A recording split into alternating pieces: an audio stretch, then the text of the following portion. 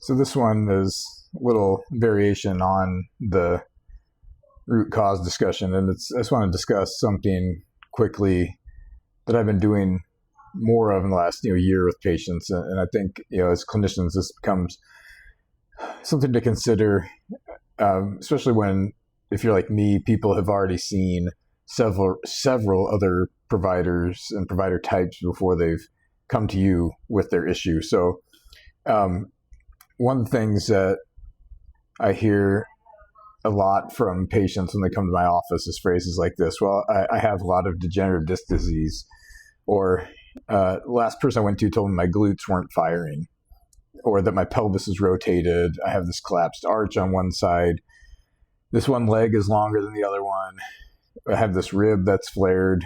And you've all been through this if you're a clinician. And then they sit down in front of me and they're going to spend those first 20 minutes of the appointment unloading to me why they can't improve and why they haven't improved till now. And a lot of times it points back to some of these things. And it's rarely because of the pain they're in. A lot of times it's this narrative that's stuck in their head.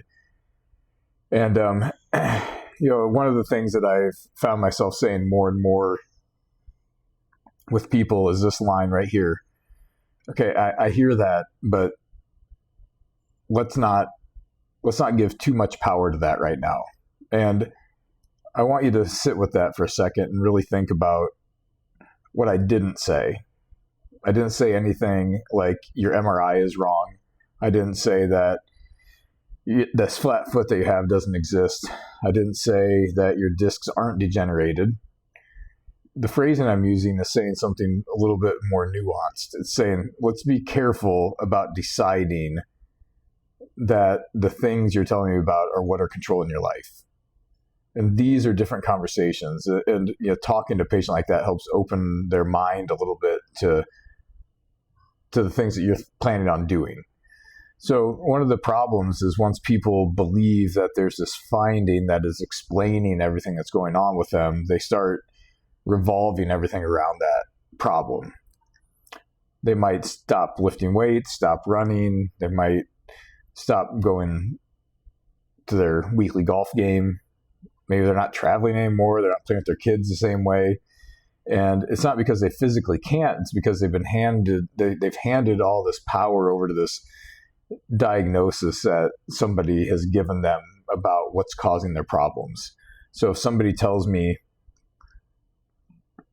my glutes don't activate, I might say something along the lines of, okay, so what does that mean? And I'm not trying to be rude.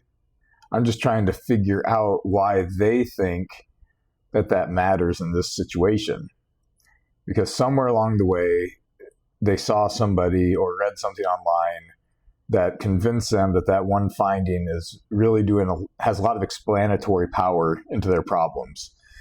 And when I work through initial conversations with patients, and I spend a lot of time with them, so I get to spend a lot of time having conversations, we get into these things to have discussions around how the body isn't one thing.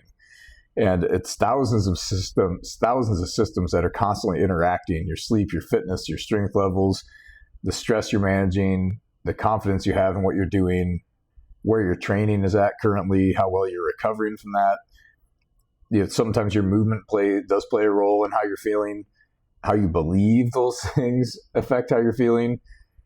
If there is pain present, that can affect how you're doing other things. And they all have this influence together to combine to what's going on with the person. And how can we sit back and assume that there's this one possibly slightly weak muscle that's explaining what's happening across their entire life? And that's just, when we say it out loud, it sounds more ridiculous.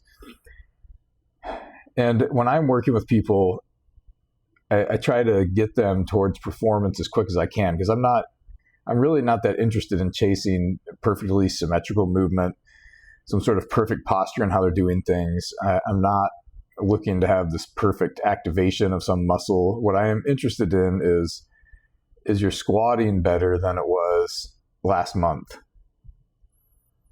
Are you walking further without having to stop? if you're of this age, did you pick up your grandkids this week? Are you sleeping through the night without symptoms?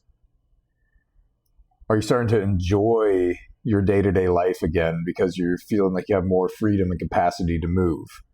These are questions that really matter more than anything. Not, did I get your glute medius firing harder?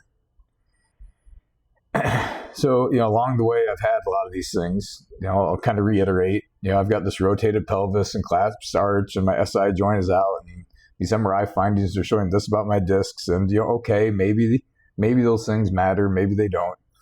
But the next question I'm probably going to ask is something along the lines of, what is right now stopping you from getting better?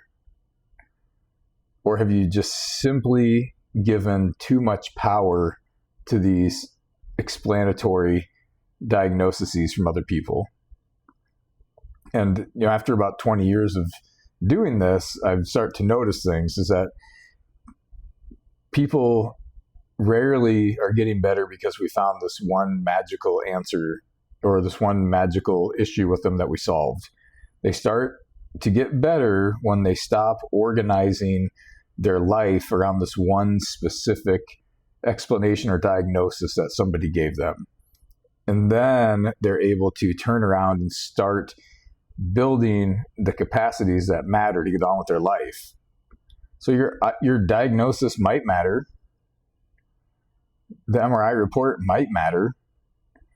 How you're moving might matter.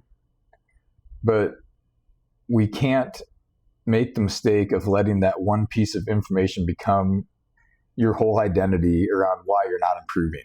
Because once that happens, everything else is going to stop, because you're going to continue to chase fixing that one thing. So in the end, just make sure you as the patient and as the clinician are not giving too much power to a diagnosis, and that you're turning around and helping the person start to adapt.